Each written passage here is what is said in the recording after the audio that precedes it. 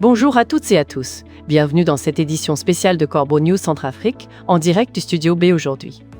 Je suis Adèle Kanzoro et j'ai le plaisir de recevoir notre excellent reporter, Eric Azumi, pour une analyse qui promet d'être piquante. Eric, on va décortiquer le numéro de notre ministre de la Justice, Arnaud Djoubey Abazen, sur les événements d'Amdafok et Zemio.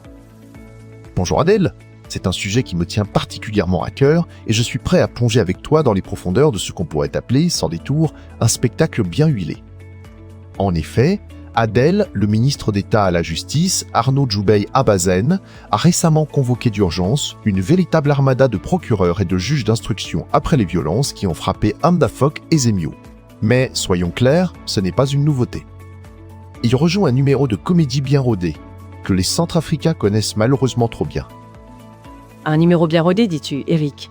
Et quelle est la teneur de ce spectacle cette fois-ci? Il promet quoi, exactement?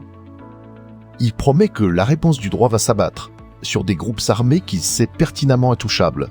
C'est de la pure mise en scène, Adèle, juste pour consommer du temps d'antenne sur les ondes de Radio Centrafrique. Le garde des Sceaux joue la carte de la fermeté en ordonnant l'ouverture immédiate de dossiers pénaux pour terrorisme. Mais cette agitation de prétoire intervient dans un pays où, il faut le dire, l'appareil judiciaire est carrément méprisé par l'exécutif lui-même, et où les peines de prison à vie ne sont que des monnaies d'échange politiciennes. C'est tout bonnement incroyable. C'est tout à fait étonnant, Eric. Des monnaies d'échange? Donc, concrètement, les condamnations ne servent à rien. Le droit n'est qu'un outil de négociation pour le dictateur Faustin, Archange Touadéra? Exactement, Adèle. Cette invocation rituelle de la justice n'abuse plus personne. Cela fait des années que le gouvernement du dictateur Faustin Archange Touadéra accumule les condamnations par contumace contre les chefs rebelles sans jamais en concrétiser une seule. On a vu des chefs de guerre comme Ali Darassa ou Bissidi Suleiman, alias Abba Siddiqui, condamnés à de lourdes peines par cette même justice, avant d'être reçus en grande pompe avec tapis rouge au palais de la Renaissance pour signer des accords de façade. C'est une insulte à la mémoire des victimes, Eric. On parle de criminels de sang qui défilent devant les caméras, absous par le pouvoir, puis repartent tranquillement pour suivre leurs atrocités. Et le ministre de la Justice ose parler de réponse du droit? C'est ça l'extravagance que tu mentionnais? C'est tout à fait ça, Adèle. Ces individus, coupables de crimes atroces, ont paradé devant les caméras à Bangui, absous par le pouvoir, avant de retourner tranquillement sur le terrain pour continuer leurs exactions. Rappeler le rôle du droit dans ce contexte, c'est une insulte flagrante à la mémoire de toutes les victimes. Cela révèle le caractère extravagant des déclarations ministérielles. Mais l'hypocrisie, Adèle, va encore plus loin. Ah, Eric, je m'en doutais. Dis-nous, quelle est la prochaine couche de cette hypocrisie? Je suppose que cela concerne les violences les plus récentes et ceux qui en sont vraiment responsables. Précisément, Adèle. La duplicité de cette soi-disant rigueur légale est manifeste lorsque l'on s'intéresse à la véritable nature des violences à Zemio et ailleurs dans le pays. Le ministre de la Justice prétend attribuer l'insécurité aux seuls mercenaires venus de l'étranger, occultant le fait que les pires brutalités actuelles sont attestées et commises par les alliés russes de Wagner. Un silence assourdissant sur Wagner? C'est incroyable. Le ministre ignore les atrocités de ses propres alliés alors qu'il agite l'appareil judiciaire pour des groupes armés, dis-tu, intouchables? Oui, Adèle. À Zemio, ce sont les hommes de Wagner qui ont délibérément ouvert le feu sur un soldat des forces armées centrafricaines, provoquant de violents affrontements. Et ce sont eux qui sont désignés comme responsables de l'assassinat de l'abbé catholique de la région.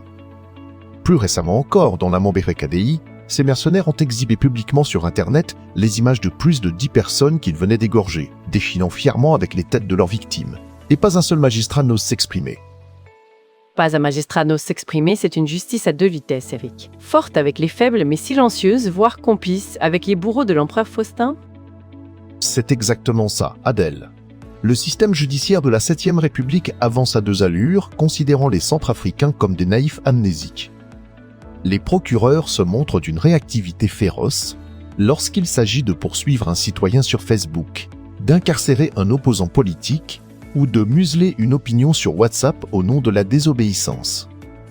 En revanche, face aux tueries de masse, aux décapitations de civils et au pillage des richesses organisées par Wagner, les magistrats centrafricains s'agenouillent totalement. C'est une accusation grave? Eric, tu parles de complicité directe? Oui, Adèle. Cette entente passive transforme les hauts fonctionnaires de la justice en complices directs de ces artisans de la mort. Cela prouve que les lois de Bangui ne servent qu'à protéger les tortionnaires du régime et à persécuter les habitants. C'était mon analyse sur la situation à Hamdafok et Zemio et le rôle pour le moins discutable du ministre de la Justice. Cet article est de moi, Eric Azumi. Pour nous contacter, n'oubliez pas nos numéros WhatsApp et téléphone. Le bleu 36 64 36 583 36 et le bleu 36 62 26 84 34 Merci de votre écoute, à bientôt.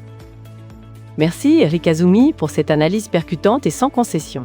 C'est tout pour cette édition de Corbeau News Centrafrique. Restez informés, restez vigilants. À demain.